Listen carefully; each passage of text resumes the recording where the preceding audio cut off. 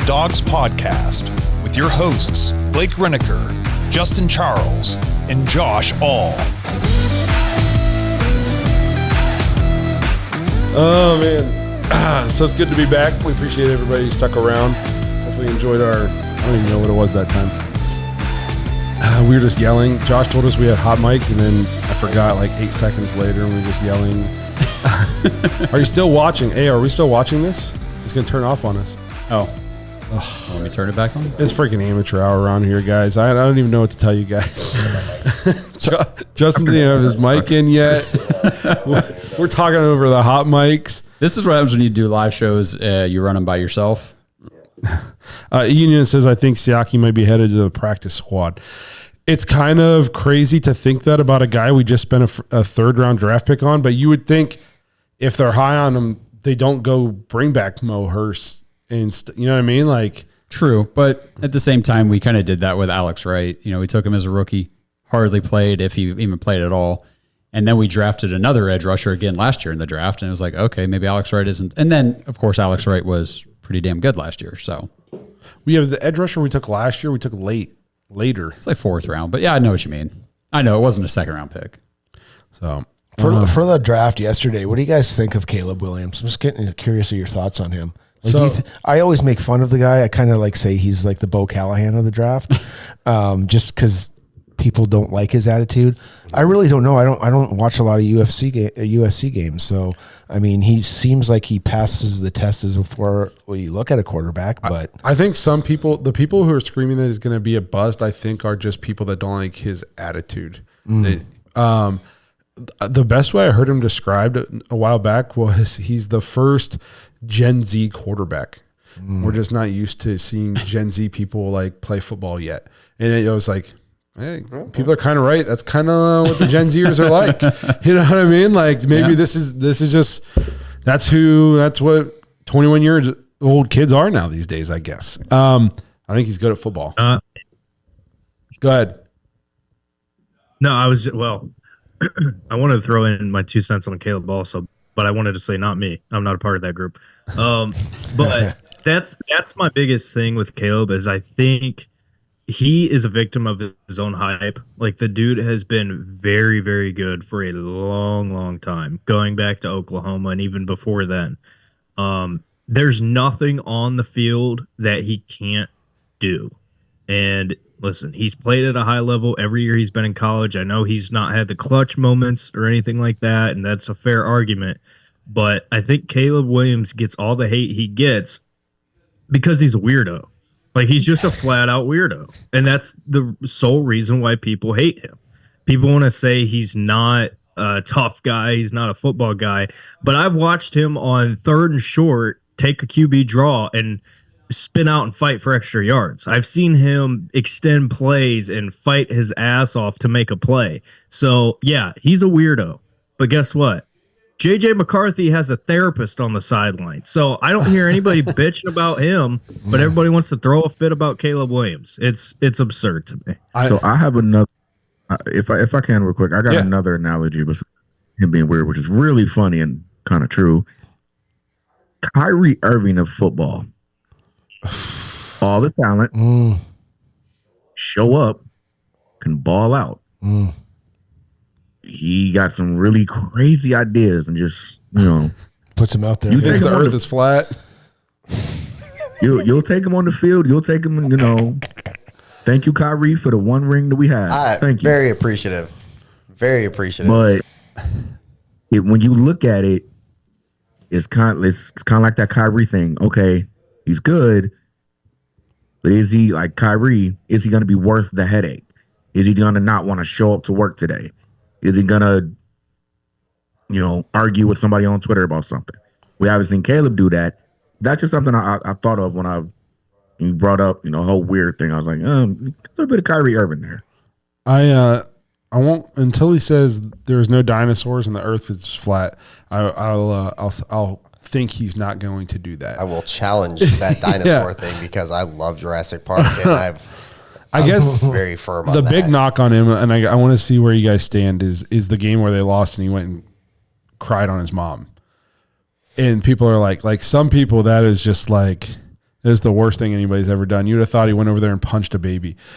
Yeah. You know what I mean? I'm not big on crying, man. It drives me nuts. But. So where do you like, is that just a deal breaker because he cried on his mom when they lost a football game? So it's more so because he cried on his mom. Because we've seen Michael Jordan cry. We've seen Kevin Garnett cry. We all watched LeBron cry.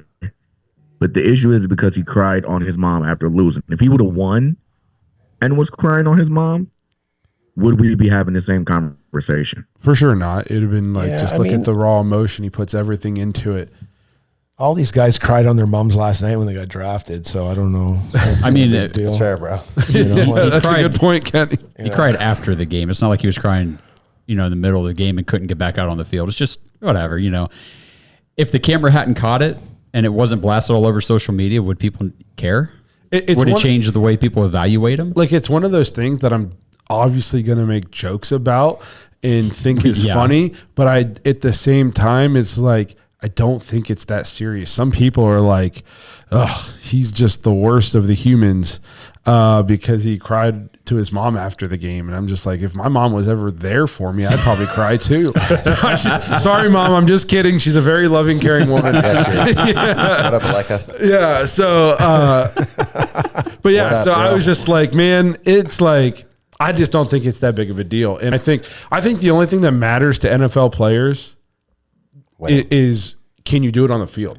And if Yeah, you can 100%. perform these guys play with people who are morally questionable in way worse ways than crying on your mom after you lost a football game. And they don't care as long as you can go out and perform and produce on the football field. I think he just did a lot of things too, like pre-draft, like the whole, hey, this is the 5 teams that I'm gonna play for. Or else, the I think stakes in the team? Yeah, I think little- he just kind of rubbed people the wrong way. Not like if you go out and you perform, and he's set up to be successful. Like if he goes out there and let's say they make the playoffs. I don't think anybody's going to be like, well, hey, 2 years ago he cried on his mom. They're going to be like, hey, we're in the playoffs. I don't think they care. I think it all just comes down to production and what he does moving forward. I like Ian that says he's a bear. Why defend him? Dude is a sensitive clown with a laughing face emoji, which made me laugh. Yeah, F him.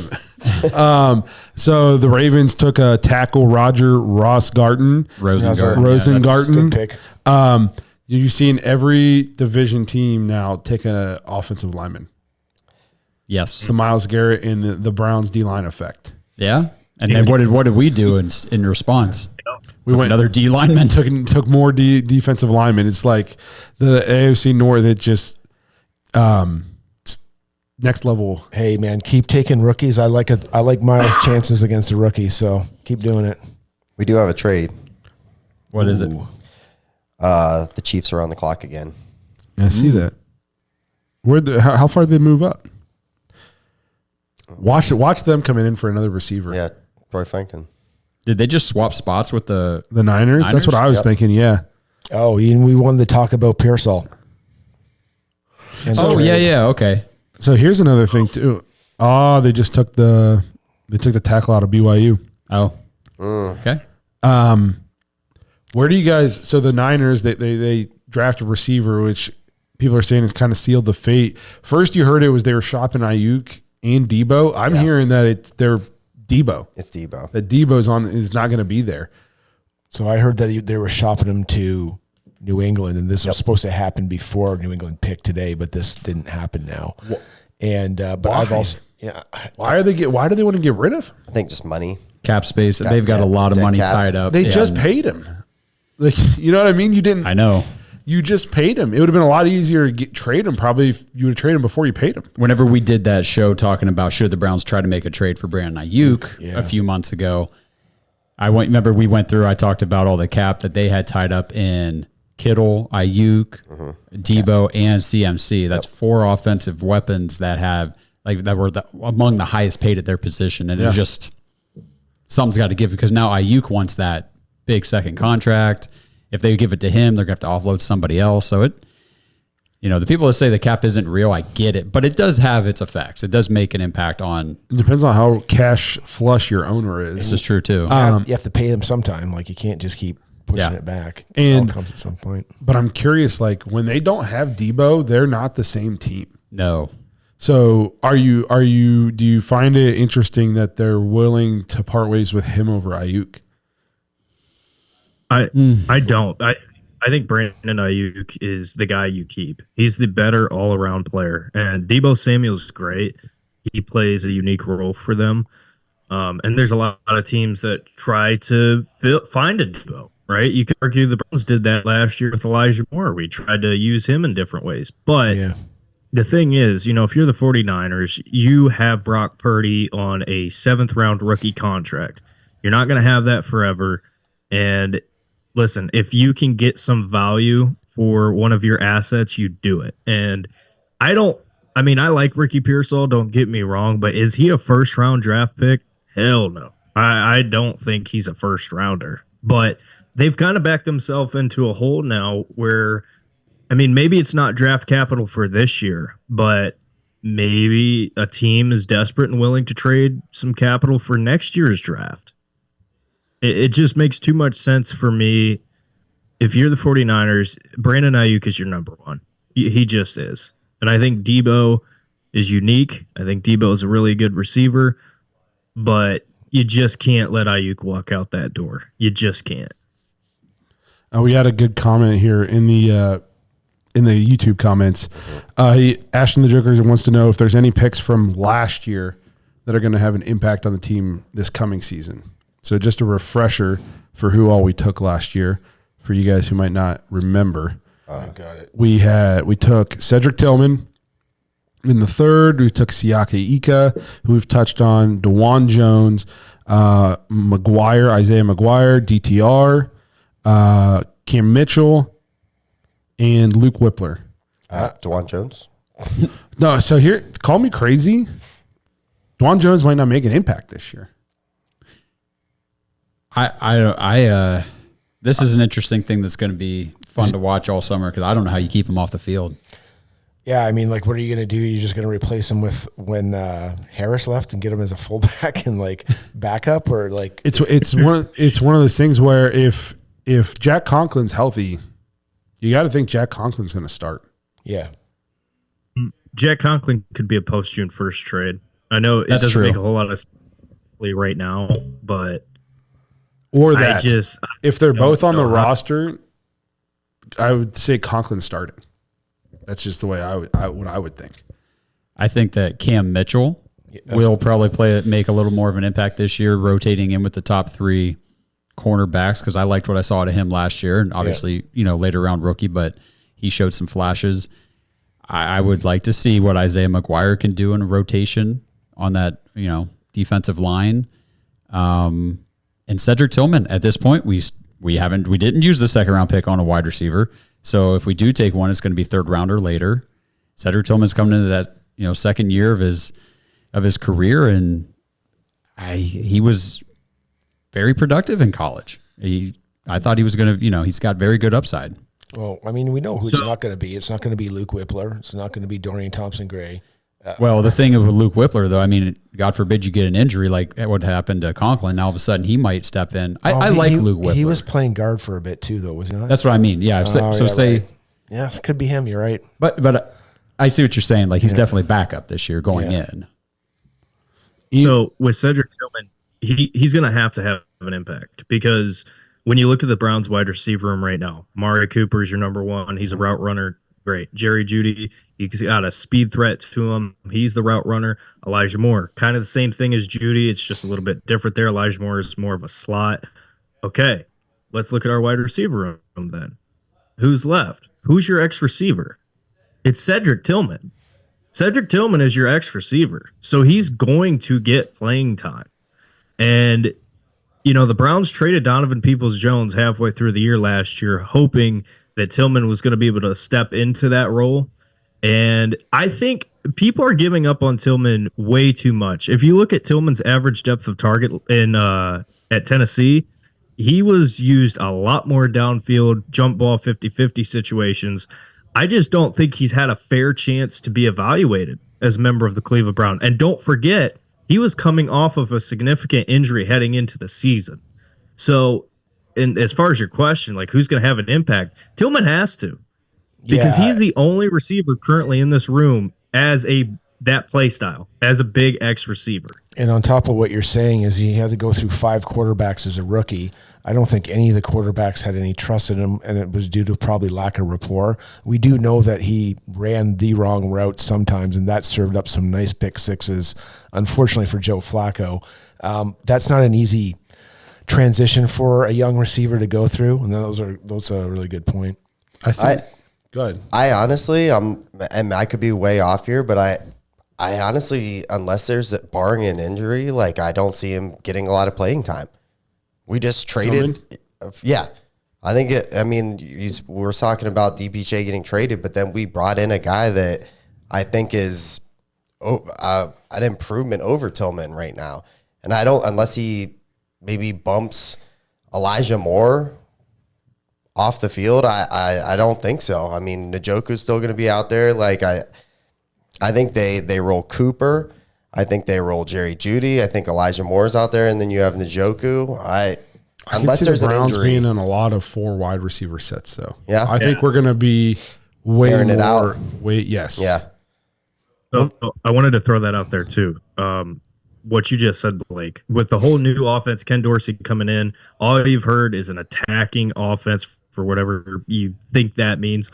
The Browns are going to attack downfield more. And like I said, go back to college. I know it's college, but Tillman was used downfield, a lot of deep around. I think it was like 16 yards was his average depth of target in college. And another thing too, I think the Browns will draft a receiver. I want the Browns to draft a receiver. However, when you look at the guys who are remaining on the board, right? Jermaine Burton, Troy Franklin, guys like that, Roman Wilson, are any of those guys big jump ball receivers? No. They're not. So Tillman is the only guy on the roster as it currently stands who fits that mold. So that's why I don't know how you can't get him involved more.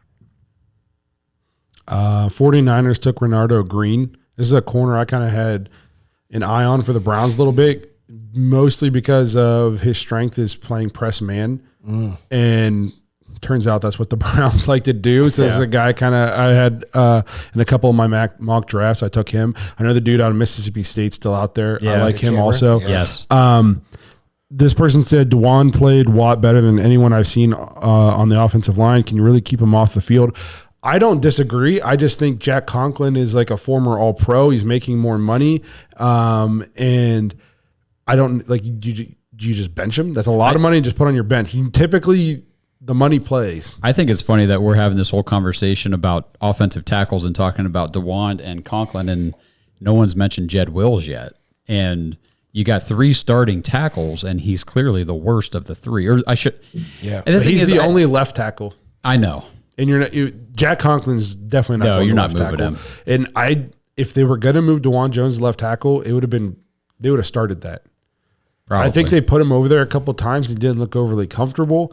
It's not that easy of a switch. I think Jed Wills has shown like it's not that you don't easy. just play right tackle your entire life and then go play left tackle and it's like, oh, it's super easy. It's in high school. Okay. Jed Wills was an extremely talented right tackle in college. He was Joe Thomas's favorite tackle coming out of the draft. It's going to be a big pick here. You already got the name? Yeah, it's in the chat too. It popped up. Go for it. This is the Jets. Oh, man. Yep. And? Oh, wow. They took Malachi Corley. Yep. Good pick by them. Getting Interesting. Aaron Rodgers some weapons. So somebody pair with Garrett Wilson Franklin And continues to Mike fall. Williams. for like at least a preseason game or two. Yeah, until he gets hurt. He gets hurt. So, guys, really quick on the Cedric Tillman conversation. Going back and looking at Deshaun Watson in Houston when they aired it out, he had Will Fuller. Will Fuller is 6'1", 187, I think, around 200 maybe. Cedric Tillman is bigger than him. So if they're going to use him in that downfield, which they should, 50-50 ball, he's going to have that impact. He has to have that impact. Or he won't be here next year. Does it? But I mean, the guy from the Houston, what was his name that you just said? Will Fuller. Fuller was a burner. Like he had 4.3 speed. I don't He's think crazy fast. You're describing Franklin there. Like that's where I see that. That's a great point. But I think Franklin would be the guy that you would want to do that exact thing. Honestly, I mean, I think DeAndre Hopkins though would be the 50-50 guy. Exactly, because he's a little Exactly what slower. he's using, Yeah. I think the Browns' biggest need on offense, and I've said this a million times, is speed. Like they're all fast, but none of them are like scare you fast. Yeah, hallelujah, man. You know what I mean? I'm buying that. Like that to me. That Franklin. We need somebody with Anthony Schwartz speed that has seen a football field. That can catch. You know what I mean? And I don't like picking on Anthony Schwartz too much because I do follow him on Twitter sometimes, and like he seems like a nice kid. It just was like drafted way too early. But we don't have any below the top off the defense kind of speed, and corners can just sit on routes because of it. Jerry Jeudy can do that. The problem is do you want him in that role? Which, I think he's going to operate in the slot a lot for the Browns. I really think that's going to be where he makes his home.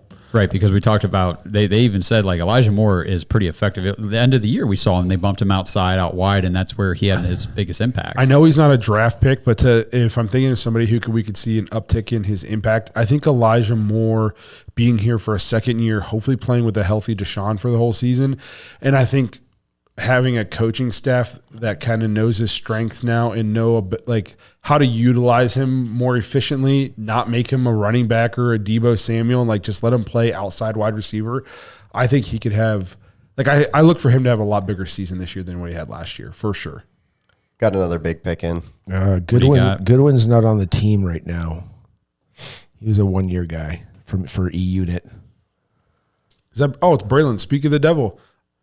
He's probably going to drop those cards. Well, I mean, nobody threw them to him, right? Yeah, that's true. This episode is presented by Omaha Steaks.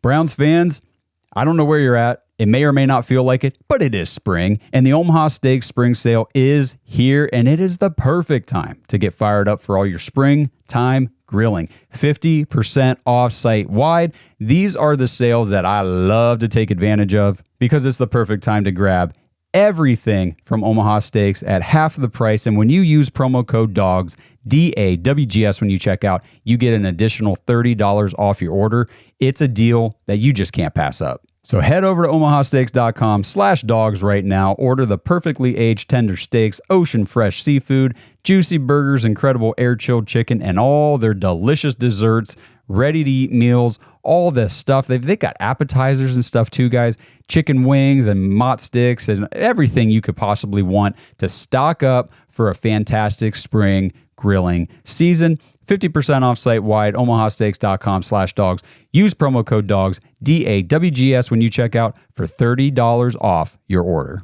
Minimum order may be required.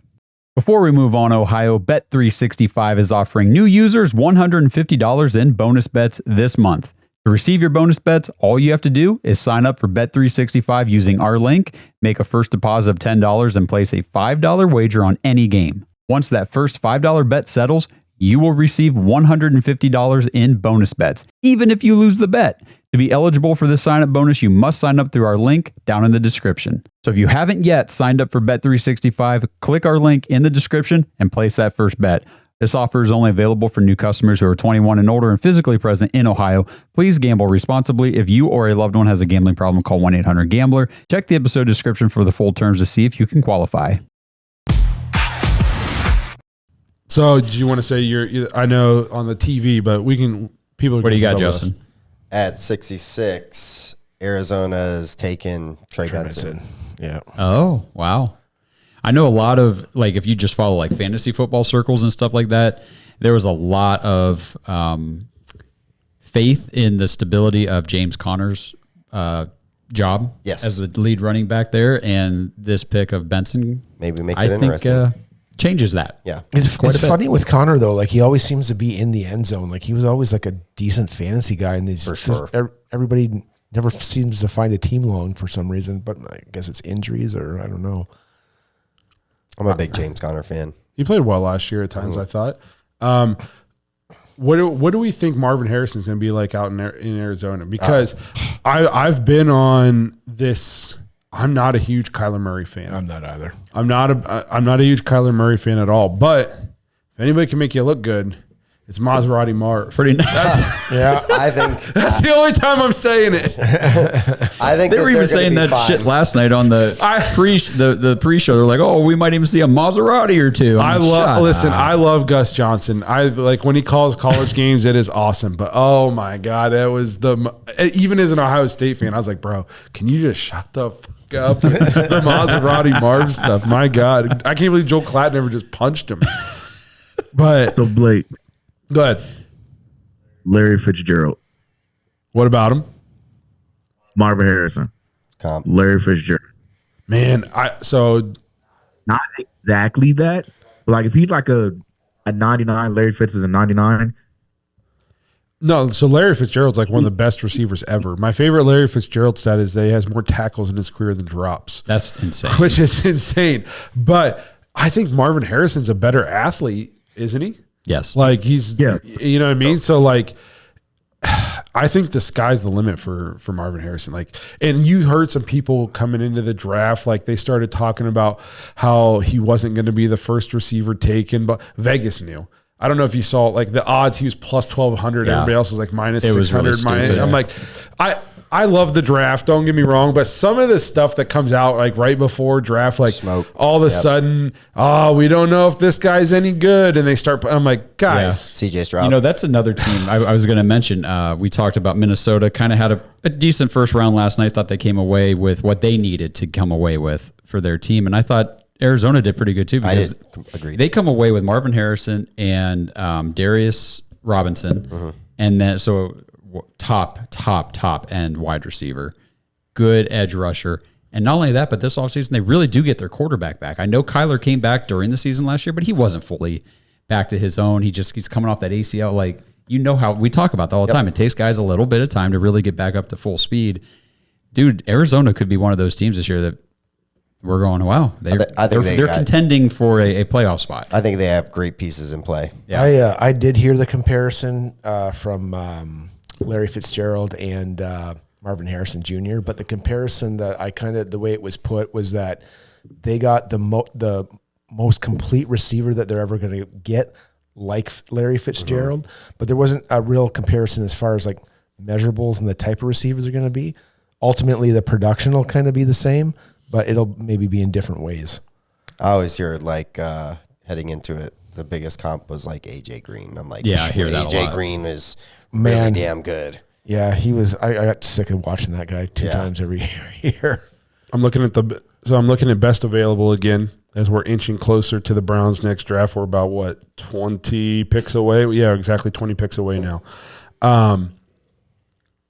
Some of the top guys: Troy Franklin still available. Yeah, Peyton Wilson that boggles my mind. still available. Isaac, edge rusher out of Penn State, still available. Roman Wilson still available. Jatavion Sanders still available. Blake Corum still available. Tackle out of Yale is still available. Kieran. Amagaji. Oh my God, G. Oh my God, yeah! I can't believe we're all here right now. There you go. You got it. So, Well, we should draft him just to say stuff like that. I know Yeah. there would be so many good puns. There's some good guys out there still. I will say this about Troy Franklin. When I talked to Brian Bosarge a couple weeks ago, I asked him about Franklin, and I said, do you think he'll be available for the Browns at 54? Is that a guy they should be looking at? And he said, oh, he'll be available, and I bet you he falls even further, maybe even third round. I was like, dude, come on. I see him being mocked in the first round of a lot of drafts, here and there, early second round to the Panthers and stuff like that. Coleman's gone. And here he is. Brandon Coleman just got drafted. Brandon Coleman. Okay. Tackle, guard, whatever, offensive lineman from TCU. Just a badass of a man. He'll just Yeah. knock you off your block. So let's assume some of these. So like Troy Franklin, I know we're probably not going to take a linebacker, but this dude is the number 1 ranked linebacker. Oh, Peyton Wilson. He's 24 and he's had 2 ACL tears. Okay. Or was it I'm telling you right now, he is off AB's board. I promise you. But the number 4 edge rusher is still out there. Roman Wilson's still out there. The number 2 tight end is still out there. I mean, I like who's the edge? Adisa Isaac. The Penn State guy. Yeah, I like TJ Tampa's still there. Yes, Blake Corum is still available. The tackle out of Yale is still available. Oh my God, I can't believe he's still available. Oh my God, I'm not going to stop doing that stuff. So let's just say all those guys available at 85. Who are you taking? Franklin.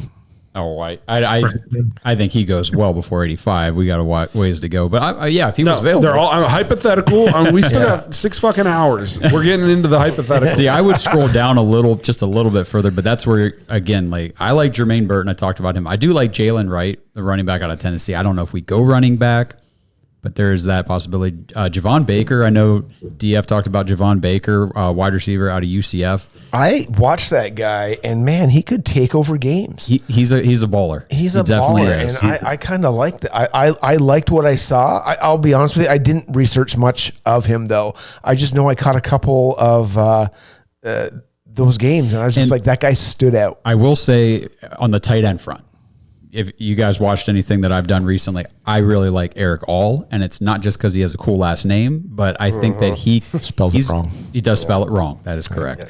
But the dude, the only thing with him, and this he could be off AB's board. The Browns did meet with him, and it could have been a medical evaluation, is why they opted to bring him in for a meeting over some other guys or whatever. Yeah, but 100% it was Eric All. I mean, he's got a couple injuries in college, but by all accounts, if he stays healthy, can be a big time playmaker in the NFL. I always had a couple good tight ends out there. I want to throw this out here. First of all, I want to say my pick would be Franklin, Wilson in that order, but Javon Baker, that is the guy who was a receiver at Alabama. I don't think a lot of people know that. I didn't know that. Similar to how like Jermaine Burton went to Georgia, then went to Alabama. Javon Baker was at Alabama, went to UCF, and has just balled out every single game. They have like 2 receivers there, but he was beyond the number 1. Yeah. So if they take a wide receiver in a third, is anybody scared of the round 3 wide receiver curse?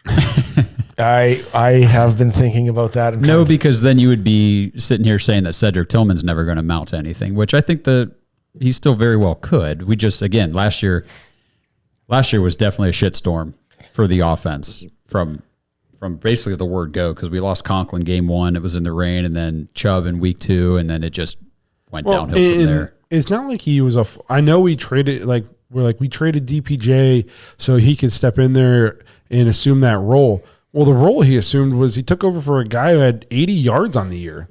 So it's not like he stepped into a role with a ton of opportunity. He stepped into a role that already wasn't being used. No, and that role also came catching passes from PJ Walker at the time, I think. Yeah. It was either him or DTR was filling in. So it was like, it's really hard to get an evaluation on a receiver when that's your quarterback situation for the year because of all the injuries. Yeah, when we were talking about it earlier, I thought the exact same you did, Blake. It was just like he actually did take it over, and it was the exact same production. It didn't go anywhere.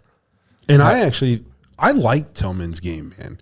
And even though he didn't put up gaudy numbers, I felt like he still had some big catches and I like the way he tacks the ball. Like, he's a grown ass man when he catches the ball. He goes up and gets it with his hands.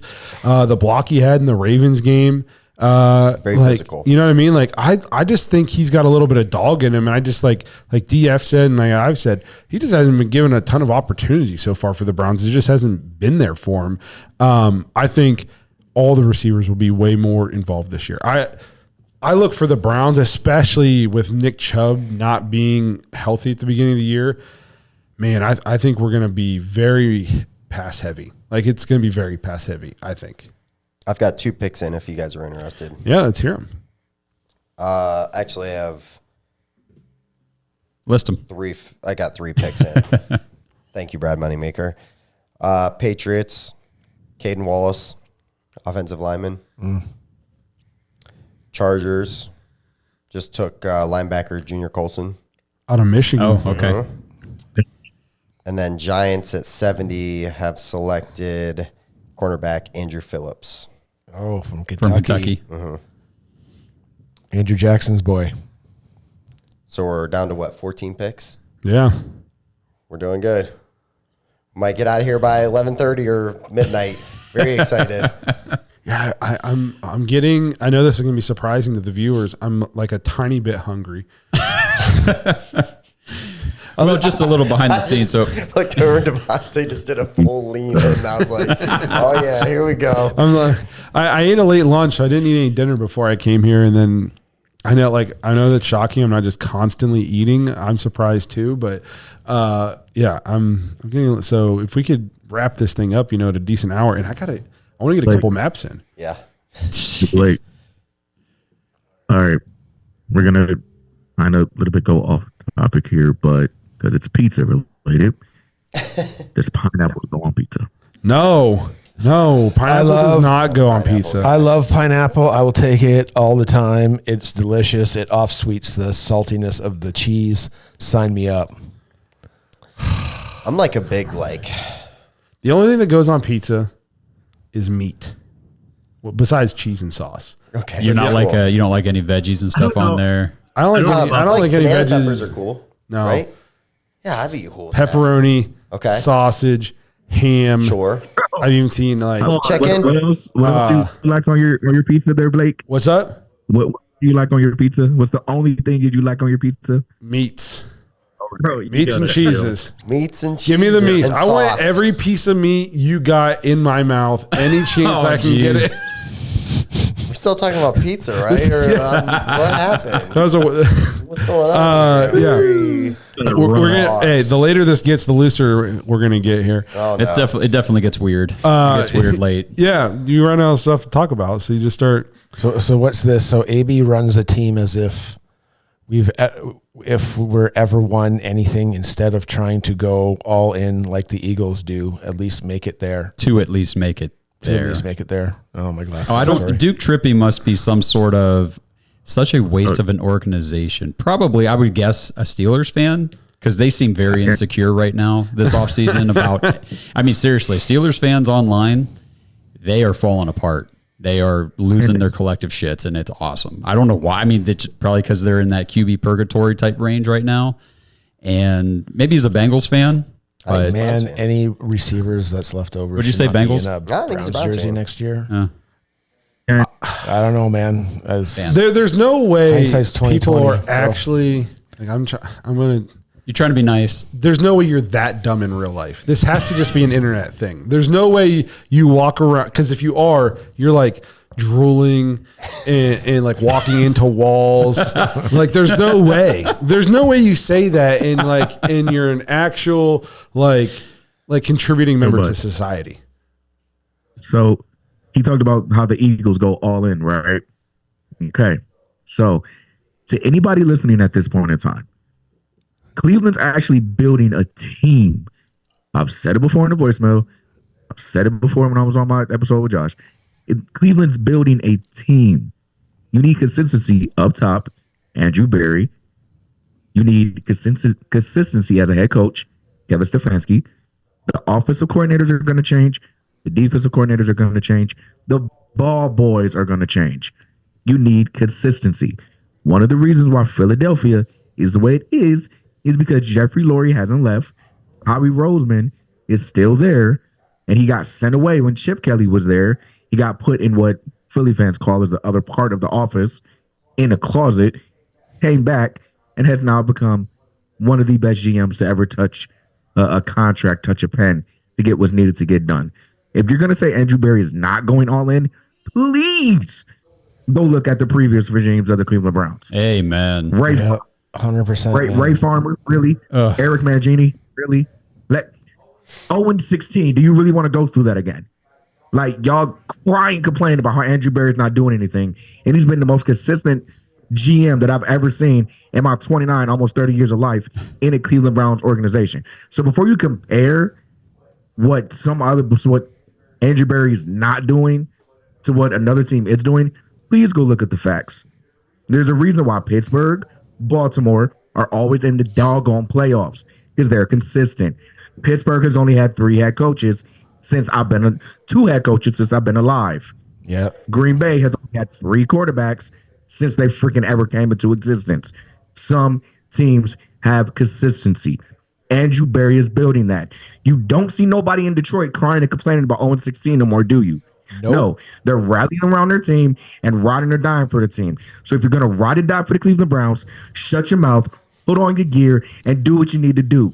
And this is coming from somebody who just became a Cleveland Browns fan officially last year. Pretty much when Deshaun Watson got on the freaking team. But I've watched the Cleveland Browns my whole entire life, as I said in my episode. So before you go say Cleveland's not going all in, please go tell me which GM, owner, coach, ball boy, mailman for the Cleveland Browns was ever all in before Andrew Berry. Because none of the so-called cap casualties have happened with the $250 million quarterback. None.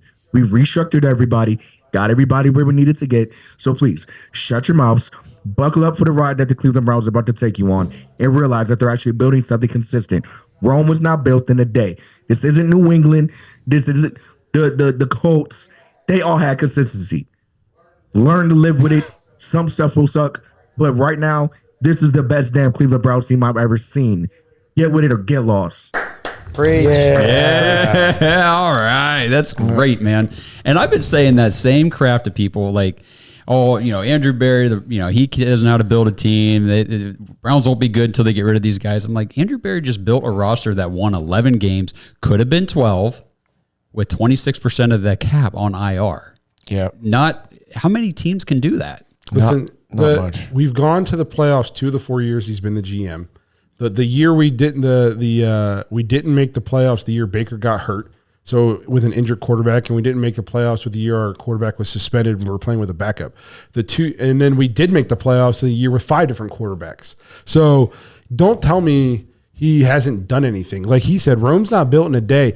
Consistency matters in the NFL. And you know how you can tell Andrew Berry is good? He's starting to get like a tree. You know what I mean? Like the guy, we are getting compensatory picks and stuff because people are got people off of his staff to their team, and we're getting picks for it because the league respects what Andrew Berry does. So it's starting to become the point where if you've worked with Andrew Berry or you're affiliated with Andrew Berry, you can get a job in our organization because we know Andrew Berry knows what he's doing. Like Minnesota, people are thinking in Minnesota having a good draft. Their GM was in Cleveland. That's a Cleveland guy. He was with AB. So it's crazy to me. He says, hey guys, Andrew Berry is doing better than our past, so we should be happy that he hasn't made a move to improve this team since the last year's trade deadline. What? I fucking hate stupid people. This is what's wrong with people on the internet is they just say there's no way this is a serious person. I mean, did Andrew Berry go through all of free agency and do nothing? Did he not help us bring in all those new coaches? Like, well, they would were not driving, just get Jerry Jeudy. They were for a 5th and a 6th. They were driving that point home on something that I was listening on the way here. You look at the array of general managers, okay, and when you look at a general manager, they got to do a couple things. They got to do free agency. They have to do trades. They have to do the draft. Some excel at other parts better than others. Basically, what this guy's saying. Yeah, sure. Maybe his lower end draft picks need to be better, but he's engineered some amazing trades. He seems to be good at getting free agents to sign here when he's got the money, and the back end draft picks. Who's the best at doing it? Like, I don't know. Does anybody consistently turn out 3rd, 4th, 5th, 6th, 7th round picks all the time? I don't think anybody does. You hit a couple here and there. Maybe like Philadelphia Eagles, Harry Roseman. He probably does. He's probably the best at it at the draft. Yes. Other than that, like who else would be the Harry Roseman? Listen, half the league's undrafted. Yeah. If that wouldn't be the case if all the GMs were good at drafting. Yeah. You know what I mean? If every GM hit on every pick, the whole league would be drafted players, and the bad players wouldn't get drafted, and all these players that make up half the league would have been drafted. The draft is a crapshoot, which is why we on this show haven't, like, if you can give up draft capital to go get proven NFL players, I do it every single time. And to your guys' point, please, for the people at home, tell me where Andrew Berry's from. Tell me what tree he came from. Oh, right. Yeah, the Howie Roseman. Yes, he came from the Eagles. He came from the Eagles. So that's why he would. I mean, you only emulate what you're going to do. Justin and I talk about music all the time. Usually, your sound is what you're influenced by. If I like 21 Pilots and I like Beastie Boys, guess what you're going to be hearing? Some kind of conglomeration of that, right? It's true. And it's the same thing with sports. You got guys that you look up to or you learn from, and that's what you take on, and then you just develop it in your own way. And I don't know anybody that hits 7 out of 7 picks every year. There's no such thing. Well, right now there's 2 teams operating at a level like above everybody else in terms of cap management and paying their players, and somehow, I mean, we're spending more money than everybody else, but we're still in the cap. It's us and the Eagles. Correct. Yeah. There's a reason for that. Like he said, AB was in Philadelphia, came to Cleveland, and there's a reason we're the only 2 teams who are operating at that level. We're light years ahead of the other 30 teams in terms of how we're managing the cap and what we're doing. And it helps. I mean, Jimmy Haslam has endless amounts of cash on hand. So this person says, he just thinks it's Madden. He didn't move up to take somebody who, turns out you don't get to turn off trade denial, and you don't just get to turn it off and just make teams pick what you want to do. Turns out you got to have teams that are willing to play ball. You're not going to say, hey, you're not going to move from 54 up to 10. You know what I mean? Like that trade doesn't exist. This episode is brought to you by Danger Coffee. Browns fans, we talk about how Danger Coffee is made free from mold toxins that are in 45% of the world's coffee, but that's not all that Danger Coffee has to offer. Mineral and nutrient deficiencies are a big deal. They make you feel sick, tired, stressed, and they can give you brain fog. These deficiencies negatively affect your immune system, your digestion, sleep, metabolism. Have you ever wondered why you get an initial burst from your coffee, but then you get that little crash not long after? Danger Coffee's patent-pending process remineralizes your body with more than 50 trace minerals and electrolytes, leaving you more energized, engaged, powerful. These micronutrients enter the cells to boost performance. They bind to toxins to provide detoxification support. I know that sounds like a lot, but the bottom line, guys, is minerals matter, and most of us really don't get enough of them on a daily basis. Danger Coffee delivers micronutrients, plus it gives you access to the minerals you already have. Head to dangercoffee.com, use our code DAWGS, DAWGS, for 10% off your order. And that code can be used over and over. So you get 10% off every order you make using code DAWGS.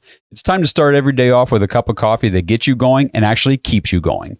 dangercoffee.com, code DAWGS. He said, I would have been fine if they moved up for Newton Mitchell or DeJean, or moved back and took Hall, Rosegarten, or Kingsley. We drafted Hall. You would have been fine if we moved back to get him. And that's the thing, especially the later you go in the draft. And I mean, even in the second round where we were end of the second, the need for teams to move up to grab a guy isn't anything close to what it is like in the first round or the early part of the second round to try to get up and get somebody before somebody else. Those guys are kind of already gone, and now it's just kind of playing the board. And you're also assuming that these guys would have been there. When you trade up, it's a crapshoot. When you trade back, it's a crapshoot. They could have been not there. I mean, we did so many mock drafts just to do this episodes we did. Forget this guy. You know what I mean? Like fucking idiot. But, yes, for sure. But we spend too much time addressing him. We hear the same thing from the same people, right? It's like, oh, well, once the draft's set and you look at it and you say, oh, well, we could have drafted up that guy up there, but he might have not been available at that point. You can't just go up sometimes and get it. Like said, you can't just turn off trade denial. I mean, last night when the Chargers got on the clock, they took that thing down to the bottom of the ticker, because I know they were trying to figure out a good trade, because they were like, hey, somebody's got to want to come up here and get a quarterback, right? We're going to take a tackle at some, we just need a tackle. Yeah, the Browns did field calls, but they didn't work out for some reason, man. So you won't know. And we got the player we wanted who can come in and play. Alan Puckett says he signs all-star players before their value goes up. Miles is the 5th highest paid edge rusher, not first, and Njoku is like the 8th highest paid tight end. He set people like to freak out about Deshaun's contract. Yes. He's like barely top 10 highest paid quarterback 8th or now. 9th. Yeah. Yeah, we've been saying this for years now. He sets the market instead of chases it. That's awesome. And that's what he specializes in. He's great with the cap. He signs free agents, and he seems to get the right guys. But I mean, the draft is like, if you take a look at the 3 things I mentioned, it's not the highest one that he does. It says some Browns fans would find a way to complain after a Super Bowl win. I said that before. I've said that too. If we won the Super Bowl, they would complain that we were going to lose the parade. Yeah. Did you have something? I saw the paper go up. We got quite an elite, high technical system up here when they want to say something. So, touching on the Andrew Berry point, he was here during the Ray Farmer times, if I'm not mistaken. Yeah, he was. He was here. It was horrible. Went to Philadelphia, learned, came back, and is excelling the same way the Eagles are. The Eagles just signed Devontae Smith and A.J. Brown to extensions, on top of paying Jalen Hurts last year. So they did that before CeeDee Lamb, before Justin Jefferson, and before Jamar Chase. Andrew Berry's been doing the same thing. He paid David Njoku. Yeah, we all thought it was a little bit crazy based on what he did, but it's paying off. He's going ahead and covering Jerry Jeudy. Yeah, exactly. For 3 years to make sure that, hey, we got a wide receiver here in case Amari falls off a cliff in 2 years. And also, one thing people I feel like forget, the salary cap is going to increase because finances are going to increase in the NFL in total. So this whole salary cap hell that people are pending, yeah, it'll eventually come to hit Cleveland at some point in time, but it's not going to be recent. I mean, it's not going to be no time soon. So stop complaining. Seriously, please. The other guy Brown fan. The other guy that he learned from too is Bill Polian. That's when he first started, and Bill Polian was a great GM in the league, and he's had a lot of great guys kind of bring him along. So I just think it's crazy that after all the decades that we spent watching this team suck and being a dumpster fire year after year, regime after regime, and just saying, "Gosh, I wish we could get consistency," right? And now we finally have it, and it's good. Like, it's very, very good. Like I said, guys, we made the playoffs last year in a situation that most teams would have been lucky to win 6 or 7 games. Yep. That would have been a great year given what we were handed last year. I did a whole solo episode about how the Browns are no longer a dumpster fire. Like, there's a reason why half the league, like, that makes the playoffs one year, the next year they don't make the playoffs. There's, you know what I mean? Like, if you ever go, half of the teams go from like first in the division to last. Like, there's so much parity because of free agency and the way the draft is set up. There's teams every year that are going top to bottom, top to bottom, top to bottom. Okay. So the fact that our worst season in the last 4 years is what? 9 wins? Is that our worst season under Stefanski? 7. yeah. Okay. Is that 21? Do you remember there's a time where we won 0? Yeah. And then 1. And again, I'm not saying just because we're better than we used to be means we should settle for that and be happy with 7 wins. But let's not forget then we also have 2 11-win seasons in that time frame. So you couple that together, like I've said on my solo episode, we are one of only 3 teams or something. We have 3rd or 4th most 11-win seasons in the last 4 years. Yeah. Well, I like, so put that in perspective. I like the way they look at things too. Like, they look at the end of the season. They say, okay, that season is done. We need to get better the next season, but it's not with what we had. It's just, we need to take that team that's going to be assembled and turn it into a winner as well. So they're not always just relying on last year and that thought process. Maybe all teams are like that, but I feel like it's refreshing that I'm hearing it from the team that I follow. Well, and the thing, I know Andrew Berry said this in his earlier press conference this offseason about how, they were talking about something with like roster, getting guys to stay and create consistency and all that stuff. And he was saying, honestly, you got to take every year as its own roster. Like, there's so much turnover every year. As long as you have your core group of guys in place from year to year, you're going to turn over the bottom half of that roster.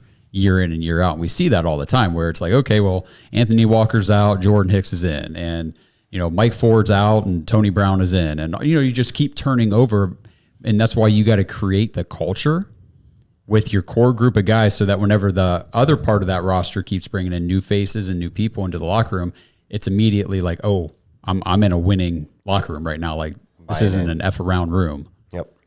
Boys, I don't want to jinx us here, but I just want to point out we are a few picks away 10. from the Cleveland Browns. And Roman Wilson's still there. Troy Franklin's still there. We still got talent. So I'm looking. We're 10 picks away from the Browns. So recap real quick. I don't remember where we left off. Okay. Andrew Phillips, I think. Yep, Andrew Phillips, cornerback out of Kentucky to the Giants. Isaiah Adams, tackle out of Illinois to the Cards. Trevin Wallace, linebacker out of Kentucky to the Panthers. Cooper Beebe, guard to the Cowboys. Kind of surprised they didn't go running back. Like you mentioned, they need one. Blake Corum still They out keep there. passing on it. Yeah. They learned the hard. They took a running back at 4 a few years back, and he was very, very good for a few years. Don't get me Now wrong. he's back but- on the roster. Yeah. Braylon Trice, Ed Rusher out of Washington to the Falcons. Kieran Omagaji, we can't pick him now. Tackle to the to the Bears. I know. That was somebody who was on a lot of people's radar for the Browns. I know that. Yeah. Dude's like a mountain. We would have, if we started him and DeJuan Jones, we'd have huge freaking tackles. 100%. I would have liked that. That would have been good. Oh, never So mind. that's the last few picks. Then if you look at who's on the clock coming up, you got the Broncos. Is wide receiver a need for them?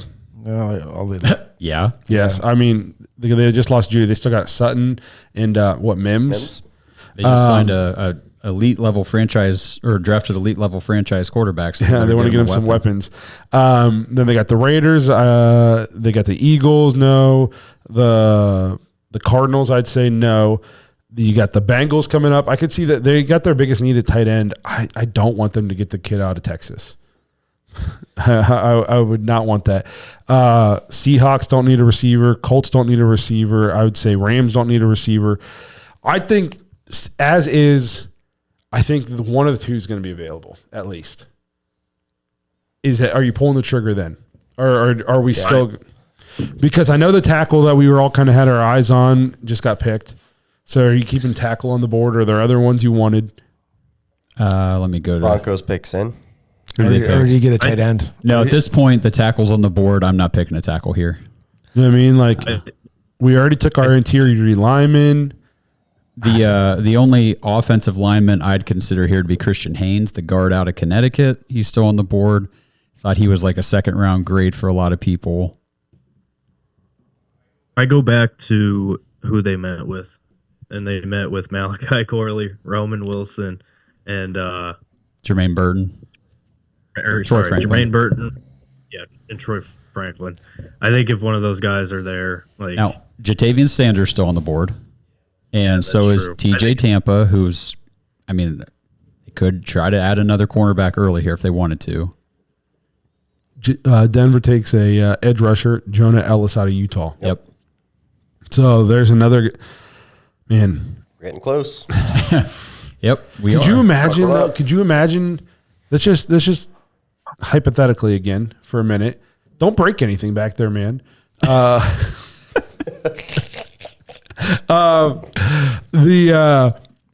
Could you imagine we come into this draft, we don't move, we give up nothing, we just sit where we are, and we come away with Hall, and then we just stay at 85 and somehow get Franklin? That would be kind of insane. You know, that would be so Andrew Berry. Like that's an Andrew Berry. like he's draft like, right like there. if this happens and he pulls it off, it's like he's a wizard almost. We already know he is. that He is a wizard. that would be. I think it's the lesser version of it, but that would be very similar to the Greg Newsome and then JOK. Yeah. Where it's like you had no business, these two guys. That's a good point.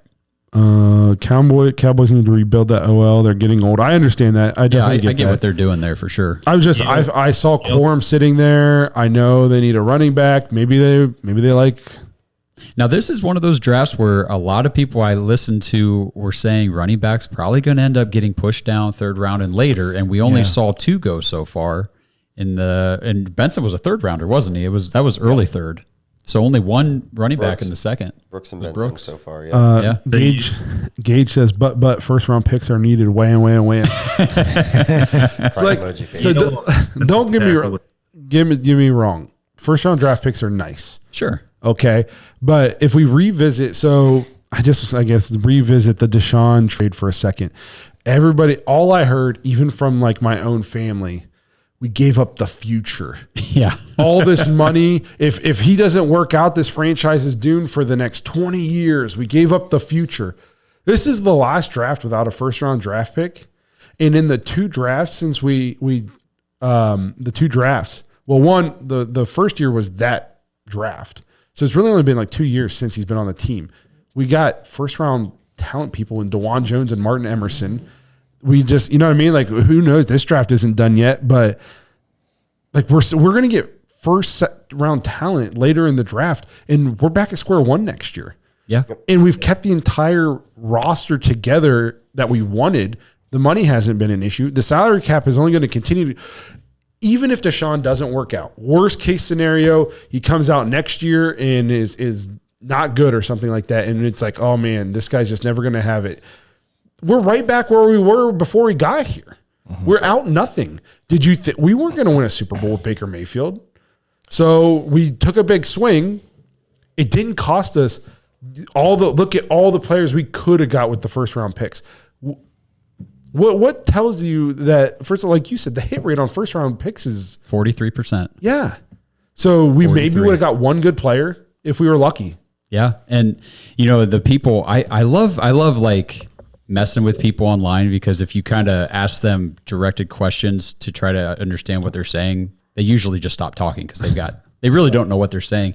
And a lot of people 100%. Are doing we don't have first round picks. We need our first round picks. Like you said, gave away the future. And then I'll say, well, how do you feel about Jed Wills? Oh, he's a bum. We need to get rid of him. Oh, well, he's a first round pick. I guess first round picks are really important then, right? It's all about, it's how they produce, not where you take them. And that's what Andrew Berry said in his press conference. Yeah. It just, like the whole, we gave up the future. The Browns are going to be screwed if he does. They better hope he works out or they're so screwed. No, we could literally not play another game with Deshaun and we still have a loaded roster. We have first round draft picks again, and we could go get a quarterback. My favorite one is we gave them CJ Stroud. Just something interesting that's going on. So Raiders pick is in. Raiders went offensive tackle, Delmar Glaze. Oh, I like Delmar Glaze. Philly was up. Philly traded the pick to the Texans. So Texans are on the clock. You know they're not. They can't be in the market for a receiver. They're loaded. They're loaded. I would think that they are good at receiver, but what do you? Texans, man, they're going to be probably get another tight end, corner. Do we? So we're approaching our pick. Yes. Do we want to play our highlight video? Oh, before we get there, highlight video, you say? Yeah. All right, guys, we're going to take a short break. This is a fun break for you guys, though. I've seen this video, and if you've been a fan of the show for a while, or if you're new to the show and you're trying to get warmed up, watch this. It's very fun. Yeah. It's basically a highlight video of this podcast from its inception. Highlight / blooper reel. Yeah. How far back does it go? I haven't watched it. Episode 1. Guys. Yes, it starts with episode 1. Guys, I'm 4 years ago. It's kind of wild how far the show has come. If you weren't watching 4 years ago, this will be, you're going to be like, wow. You're like, Justin doesn't have a beard. Holy shit. Yeah. Why are they in this weird room, and why are all the mics covering their faces? And why is there just this tiny little TV in the background? So, we started from the bottom. Now we're here, and it's because of you guys. So we put together this little video. It's really fun. We're going to take a short break, let you guys enjoy this, and then we'll be right back in time for the last couple picks before the Browns. And welcome to the first episode of the Dawgs podcast. Let's kick this thing off.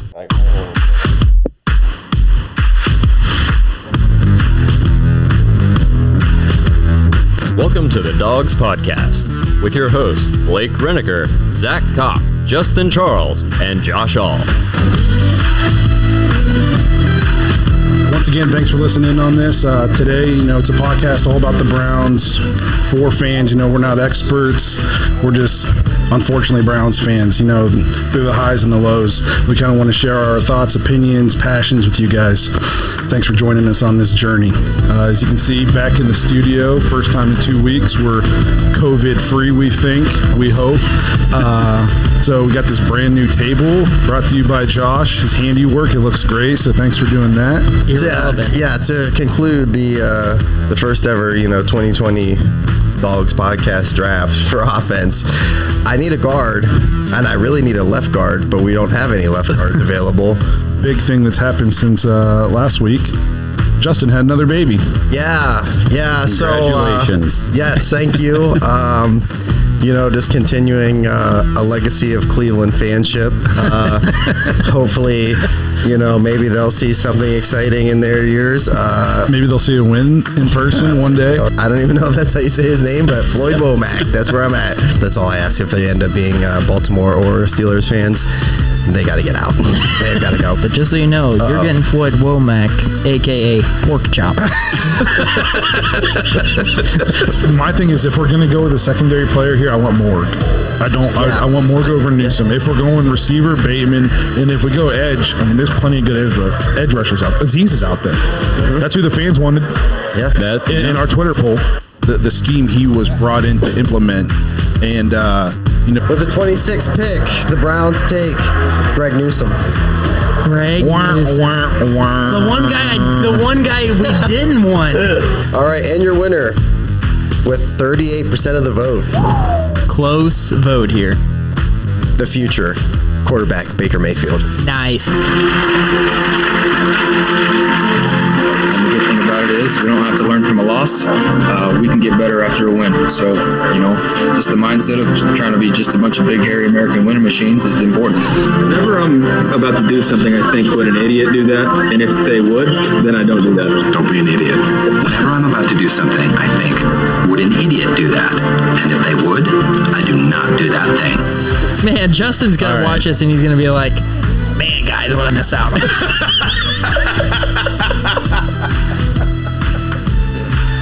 That was my Justin impression for you. No, I'm going to pass out. One of the funniest things that's ever happened. So that's our wrap up of all the other teams' jerseys. Some winners, some losers. I'd like to talk about time out. Oh, how long ago did that happen? As you can see, this is not Zach Kopp over here to my left today. We have newcomer John Nye. Zach is going to be a dog forever. He just has a very hard, unpredictable, busy schedule right now. And then we got one more left. That was weird. Oh, man. Whatever. Well, what was I saying anyways? We got one more to go. Okay, I have Venmo. Buying them now. Tell me more, Daddy. Oh, I meant to send that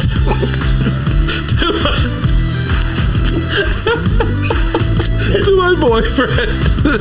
Once purchased, I'd like to forward them to quite sure where he is. We haven't heard anything. He's on the milk carton too. Yeah, so hopefully he's all right, but whoa, John, where the hell have you been, man? Oh my God, have you just been at the Powerhouse Gym for days and days on end? Holy crap, we've been worried sick about you. You don't want to know. Okay, so let me ask you this then. You're saying that the Lions finish ahead of the Packers. You're really buying into this. Oh, you believe this 100%, right? I think this isn't even a hot take. So I think Minnesota wins the division. I think the Lions finish second. I think the Packers finish third, and I think the Bears below. I'd trade just about anything for Russell Wilson.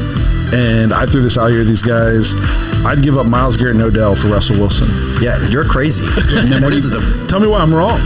That's got to be nerve-wracking. I wouldn't be able to handle that. I'd be up at 8, and then I'd just be checking my... Man, I'd be calling Verizon. Hey, I don't think my phone's working. I'd be panicking. I just made sure I had it on ring. I'm like, let me make sure it's on ring. I wake up, make sure the volume up every time I wake up. Yeah, that's what I'd been losing my mind. Just let us know. Is Blake nuts? Would you guys trade Garrett and Odell for Russell Wilson? No. There's silly guy. Justin has spoken for you all. Right. He's definitely a physical wide receiver, but he's not very quick. But he's going to be able to maybe get your separation right off the line of scrimmage, but he's not going to be able to outrun anybody. I don't know, man. I just don't. I think Detroit's like 2 years away, bro. Like I think they're a slightly better situation. Jets. He can throw. This guy can turn a 3-yard slant into a 30-yard completion. So I'm on the Amon-Ra St. Brown train. If you guys are, I'm done. It's a show by fans. We're not experts, fans for fans, and I really appreciate everybody checking out the first episode.